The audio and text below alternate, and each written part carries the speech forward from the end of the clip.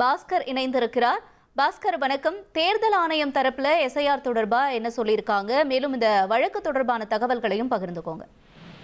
தமிழகத்துல 6,41,14,587 வாக்காளர்கள் இருக்கிறார்கள். எஸ்ஐஆர் பணிகள் என்பது நவம்பர் 4ஆம் தேதி தொடங்கியது. டிசம்பர் 4ஆம் தேதியோடு முடிவடைவதாக தேர்தல் ஆணையம் அறிவித்திருந்தது.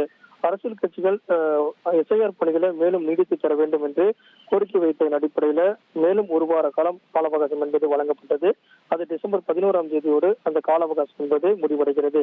அந்த வகையில தமிழகத்துல 6,84,84,624, அதாவது 99.95% படிவங்கள் வழங்கப்பட்டிருப்பதாகவும், அதுல 6,38,25,877 படிவங்கள் டிஜிட்டலைஸ் பண்ணக்கூடிய பதிவேற்றம் செய்யக்கூடிய பணிகளும் 99.55% முடிவடைந்திருப்பதாக தெரிவிக்கப்பட்டிருக்கிறது.